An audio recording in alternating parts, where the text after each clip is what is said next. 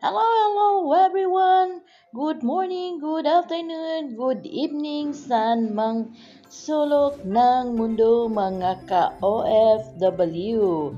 Ito naman po ang kusinera ng We Marvin Cooking Lifestyle naghahatid ng panibagong recipe. Magluluto tayo ng paa ng manok. Dito sa ating kawali, maglagay tayo ng mantika. Tapos isunod natin ang ating sibuyas or onion. Atin lang siyang gisahin hanggang mag-translucent at lalabas ang kanyang aromatic smell para pasarap sa ating niluluto. Ayan, continue lang ang saute or paggisa-gisa. Ayan, na golden brown na. Ilagay natin ang ating garlic. Same sa garlic, atin lang siyang i-golden brown. Then, ating isusabay ang ating ginger, grated ginger, or pwedeng chopped ginger. Ang ating garlic is shredded or minced garlic. Depende sa inyo kung paano nyo hiwain ang ating mga sangkap. Ako nasanay sa pag-grate ng ginger and garlic. Then, isutay lang natin hanggang maglabas yung kanyang aroma. Ang pagsutay ng garlic and ginger together is nagpapasarap sa ating mga dishes. Then, isunod natin ang ating nalinisan na manicurean na yan, ang ating chicken feet. Malinis, nahugasan, at tinanggal na natin yung kanyang manicure or kanyang mga kuko. Atin lang siyang igisa-gisa hanggang mag-change color para matanggal yung kanyang lansa. Ang paggigisa ng ating mga meat ay nagpapatanggal yan sa lansa. Ayan, sa hindi pa nakasubscribe sa ating channel, just click the subscribe button and notification bell para ma-notify kayo sa ating mga newly uploaded recipe and video. Sa puntong ito, maglagay tayo ng Silver Swan soy sauce, ang paboritong toyo ng mga Pinoy. Then, maglagay tayo ng oyster sauce.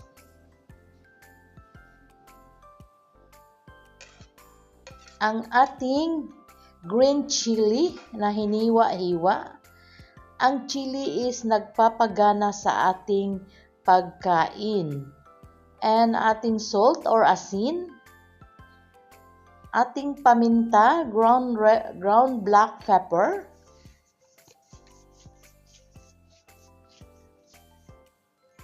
Ating MSG, optional lang ating MSG. Then, maglagay tayo ng star anise at saka ang ating bay leaves or laurel. Pagkatapos, atin lang siyang imekos-mekos, halo-haluin para mag-well incorporate yung ating ingredients sa ating chicken feet. Ang ating spicy chicken feet. Ayan. Atin lang siyang low medium fire para hindi masunog yung ilalim. Then atin siyang lagyan ng Sprite. Ito ang gagawin nating sabaw. Manamis-namis na maanghang-anghang ang ating chicken feet or paa ng manok. Sa Pilipinas ay Adidas. Then, maglagay tayo ng 1 cup of water, warm water, or pwede din gumamit ng hot water. Then, isimmer lang natin ng few minutes.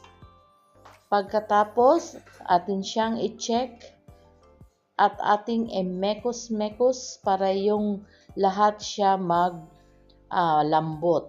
Tapos, hintayin lang natin yan siyang mag-reduce ang kanyang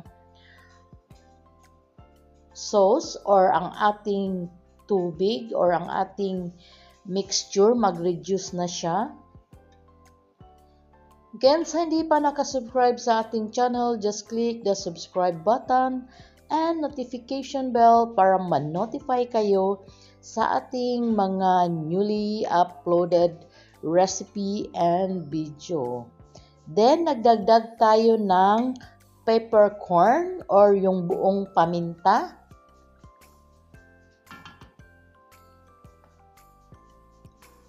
Usually kasi sa adobo ay nilalagyan natin ng tinatawag nilang peppercorn dahil yun daw ang nagpapasarap sa ating pagkain. Pwedeng gumamit ng yung black beans.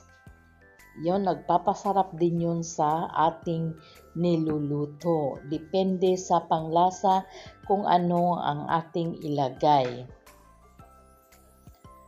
Ayan, atin lang na mekos-mekos. Then, isimmer lang natin hanggang mag-tender ang ating paa ng manok. Masarap kasi kainin ang paa ng manok pag malambot na siya. Tapos, ipares natin siya sa salad or sa white rice. Pag hindi kayo mahilig sa kanin, pwedeng kumain ng salad. Then, sa puntong ito, maglagay tayo ng vinegar.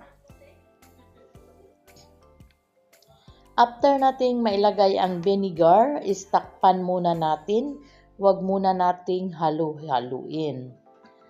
Yan ang palagi kong sinasabi. Once naglagay tayo ng vinegar, dapat pakuluin muna natin bago halu-haluin. Ayan. After few minutes natin, napakulo ang ating vinegar. Ayan, atin naman siyang imekos-mekos ulit para magpare-pareho ang kulay ng ating paa ng manok. Umuusok-usok na at humahalimuyak ang amoy, nakakatakam na at sarap ng kainin. Nagluto tayo, nakikita nyo sa side, nagluto tayo ng puting kanin para mamaya yan ang i-partner natin.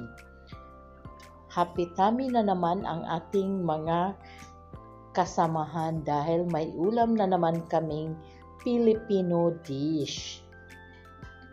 Yan, atin lang yan siyang halu-haluin hanggang lumambot na yan siya.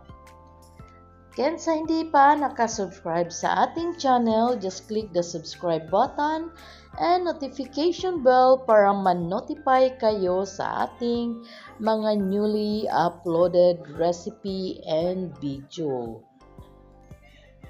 Sa mga kapwa ko OFW saan mang sulok ng mundo, huwag nating kalimutang magdasal lagi sa ating Poong May Kapal para lagi tayong gabayan sa ating pang-araw-araw na gawain at iligtas sa anumang mga hindi ka nais-nais dahil tayo'y malayo sa ating pamilya at nagtatrabaho tayo nag-iisa dito sa ibayong dagat.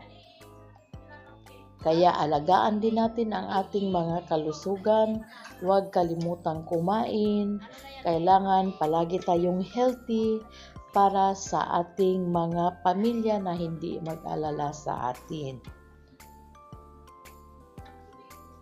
Ayan, medyo nag-reduce na ang sauce ng ating niluluto. Malapit na yan siya at malambot na, nakikita nyo.